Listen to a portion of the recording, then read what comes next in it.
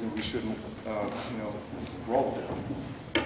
And then I also like synthetic brushes. So here we have a Winsor Newton. This is the University series. This will cost you $2. This is a synthetic head, and it'll wear out after a while. If you clean it, it can last for a few weeks. I like it. It has a little bit of spring and flow in it. And then for filling blacks, I use different ones. This is number 6. This is number 1. And they each give you a different ink. They call it like a bouquet, you know? And you can do quite a bit with even a very small brush, which seems surgical. As far as ink goes, lately I've been using the Koh-i-Noor. This is nice. This is an ink that's made for the rapidograph, and we also use it for screen printing. It has a nice, very black, very solid feel. This might cost you, I don't know, $15 a bottle. I also use a Sumi ink, which is nice, but it does tend to degrade. So once you open it, I would suggest using that within like 2 weeks or so. It's like blood, you know. It ages. I always use a ceramic dish for my ink. Okay, great. When I'm inking, I usually do a set for like 2 hours, right? That's about 2 hours worth of ink right there, unless I'm really spotting blacks. I always spot blacks later. Later we'll get into a brush cleaning. That's essential. You have to do that. So, the other tools I use routinely, your pencils, whatever you want. I prefer this brand Staedtler, HB. I like it a lot. If it gets shorter than about here, I can't use it because I think that you have to really have a nice balance between where the weight falls on your hand and the tip. And then I use these things for sketching. This is, of course, everyone uses these, the Faber-Castell, the brush tip markers, right? And then assorted Japanese pen sticks. I don't recommend these for cartooning because this, you know, as Alex Toth told me, the great cartoonist, R.I.P., he's like, you know, don't do what I did. Don't draw with markers. Before I drew with markers, I drew with brush for 50 years. And I trust him in almost everything, as far as his professional career goes.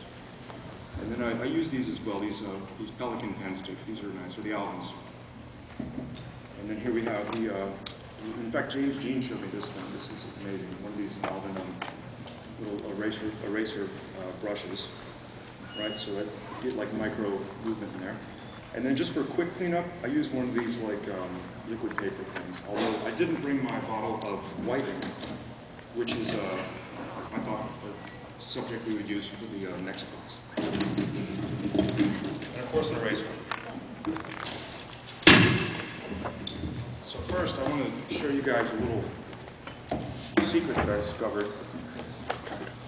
and that is the sponge. These are amazing. If you want to fill blacks, this is the way you do it. This thing gives you incredible textures. I'll get into that in a second. Just to start with, this is how you want to really fill blacks, like that. This thing will cost you $1, $2 at most, at any good art store. Now the really fun part is once it wears out, you get some really interesting textures in there, right? This stuff. You can do quite a bit with this. So when I start inking, I always, what I call activate, I activate my brush. You see the inks in there. It needs a couple minutes to like really breathe into the fibers of the bristles. Let's do one with a synthetic and also natural hair. What's the difference in quality between a synthetic and a natural hair? I think in terms of line quality, it's pretty similar. You can get a very fine line on both. But I think the difference is the natural hair tends to last longer. So even though you pay, let's say, $20 for the Winsor Newton Series 7, as opposed to the University Series, you can, for the time it takes to go through one Winsor Newton Series 7, in fact, I have one from Milton Kniff, which I still use for spotting blacks, which has to be at least 4 years old. But the synthetic brushes really don't last that long. Here's a quick demonstration. This is a little guitar solo. The very fine line to go down to a hairbreadth. With inking, you can push or pull. You have the quadrants of the compass. You can go left, right, up, down. There's a difference when you make a mark that you're dragging as opposed to pulling. And because I'm left-handed, I'm always doing the hook, right? So I'm always curving out. That's a natural move for me. This is not natural to me. You see, it's a little bit, you know, sort of dirty looking. That's nice if you want the effect, but it's not precise, it's not surgical. And for me, I think that good inking is like surgery, where you want to really make a precise cut. You just cut the white space with the black.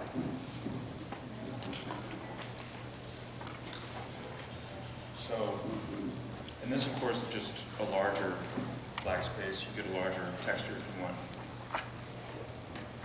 And of course, in number 6, I use this for spotting blacks a lot on the pages I draw. So, I brought this drawing, as mentioned earlier, the Hamlet. This was a drawing I did directly in ink onto this page. And it has a combination of the line. It was drawn with a brush like this. It was a...